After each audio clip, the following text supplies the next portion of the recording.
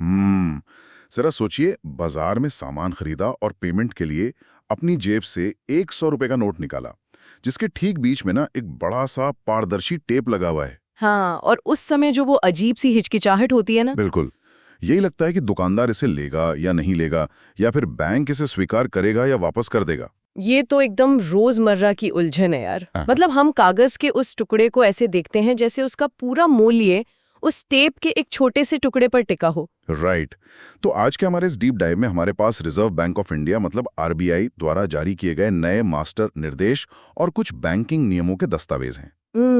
और हमारा मिशन इस भारी भरकम लीगल जार्गन से बस ये समझना है कि नोट और सिक्के बदलने की सुविधा पर ये नियम आम आदमी के लिए क्या मायने रखते हैं। हाँ, क्योंकि सबसे पहले तो ये स्पष्ट करना जरूरी है कि ये मास्टर निर्देश महज कोई सुझाव नहीं है। बिल्कुल नहीं। ये ऐसे सख्त आदेश हैं जिन्हें मानना हर बैंक के लिए ना कानूनी रूप से बाध्यकारी है। और इन निर्देशों का मुख्य उद्देश्य बहुत ही स्पष्ट है।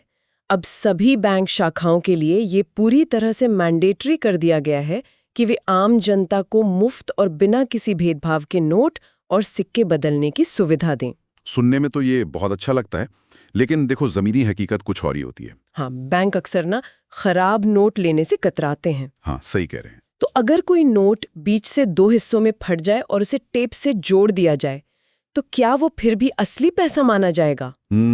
आरबीआई की नजर में हाँ। मतलब ये तो कुछ वैसा ही है ना जैसे कोई बच्चा अपना फटा हुआ होमवर्क टेप से चिपटाकर टीचर को दे और उम्मीद करे कि टीचर मान जाएगी। टीचर शायद ना माने, लेकिन आरबीआई की जो सॉइल्ड या खराब नोट की परिभाषा है ना, वो यहाँ काफी उदार है। अच्छा। हाँ, मतलब रोजमर्रा के इस्तेमाल से गंदे हुए नोट या ऐसे नोट जो 2 टुकड़ों में फट गए थे लेकिन उन्हें चिपका दिया गया है, वे सभी इसी परिभाषा के दायरे में आते हैं। रुको एक मिनट, अगर मैं 2 अलग-अलग 100 रुपए के फटे नोटों के हिस्सों को एक साथ टेप से चिपका दूं, तो क्या बैंक उसे अरे नहीं नहीं नहीं, असली पेच यहीं पर है। दोनों टुकड़े ना एक ही नोट के होने चाहिए। हो, तो बैंक इन चीजों को इतनी जल्दी वेरीफाई कैसे करता है? इसके पीछे एक तार्किक शर्त है। नोट का कोई भी जो जरूरी हिस्सा होता है ना, वो गायब नहीं होना चाहिए। जरूरी हिस्सा मतलब? जैसे सीरियल नंबर हो गया, सिक्योरिटी थ्रेड और वाटरमार्क। ये मुख्य पहचान चिन्ह सुरक्षित होने चाहिए। ओके। अगर वे मौजूद हैं और मेल खाते हैं, तो कोई भी बैंक काउंटर पर उसे मना नहीं कर सकता। राइट। और सिर्फ नोट ही नहीं, सिक्कों का भी तो यही हाल है। अक्सर देखा गया है कि लोग गुल्लक तोड़कर भारी मात्रा में सिक्के ले जाते हैं बैंक। हाँ, और बैंक वाले उन्हें गिनने के झंझट से बचने के लिए मना कर देते हैं। एकदम सही।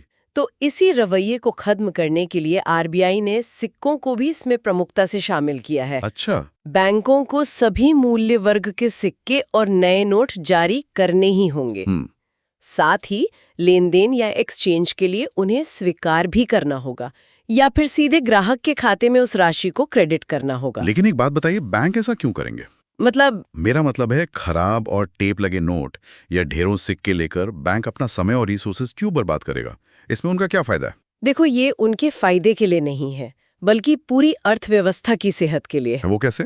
जब बैंक ऐसे फटे पुराने नोट या सिक्के स्वीकार करते हैं, तो वे इन खराब नोटों को वापस बाजार में नहीं भेजते। तो वो जाते कहाँ हैं? ये नोट वापस आरबीआई के पास भेजे जाते हैं। वहां इन्हें सिस्टम से बाहर निकालकर नष्ट कर दिया जाता है, और इसके बदले आरबीआई बैंकों को नए कड़क नोट जारी करता है। ओहो, तो ये पूरी अर्थव्यवस्था में साफ सुथरी मुद्रा बनाए रखने का एक साइकिल है। बिल्कुल, एक तरह से ये मुद्रा का ब्लड सर्कुलेशन है। खराब खून बाहर और नया खून अंदर। बहुत सही उपमा दी आपने। लेकिन असल जिंदगी में बैंक्स अक्सर कोई ना कोई बहाना बनाकर ग्राहकों को वापस भेज देते हैं। हाँ, वो तो है। मतलब लंच के बाद आना या हमारे पास अभी कैश नहीं है जैसी बातें तो बहुत आम है। क्या आरबीआई के पास इस भेदभाव को रोकने का कोई ठोस तरीका है? इसी कारण से ना इन मास्टर निर्देशों में बिना किसी भेदभाव के और सभी बैंक शाखाएं जैसे शब्दों का कड़ाई से इस्तेमाल किया गया है। अच्छा। आपको समझना होगा कि हर करेंसी नोट मूल रूप से एक प्रॉमिसरी नोट यानी वचन पत्र होता है। हाँ।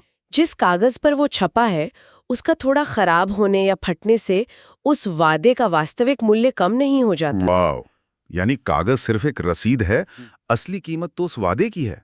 ये नजरिया तो पूरी चीज को ही बदल देता है। और इसी वादे का सम्मान करने के लिए बैंकों को मजबूर किया गया है। उन्हें ये सेवा बिना किसी अतिरिक्त शुल्क के देनी ही होगी। राइट। बैंक ये नहीं कह सकते कि खराब मुद्रा को प्रोसेस करना उनके लिए एक परेशानी का काम है। बिल्कुल नहीं। आरबीआई ये सुनिश्चित कर रहा है कि बैंकिंग प्रणाली जनता के भरोसे पर काम करे, न कि सिर्फ अपनी सुविधा के लिए। तो कुल मिला के बात यह है कि आरबीआई ने सभी बैंक शाखाओं में गंदे, कटे-फटे और अपूर्ण नोटों और सिक्कों को मुफ्त में बदलने या खाते में जमा करने को अनिवार्य बना दिया है। एकदम सही। जब तक नोट के मुख्य फीचर्स मौजूद हैं, वो टेप लगा हुआ 100 रुपए का नोट भी ना एक नए नोट जितना ही मूल्यवान है। हाँ, और किसी भी नागरिक को इस बुनियादी अधिकार से वंचित नहीं किया जा सकता। यार ये सब हमारे भविष्य के लिए एक बहुत ही दिलचस्प सवाल खड़ा करता है।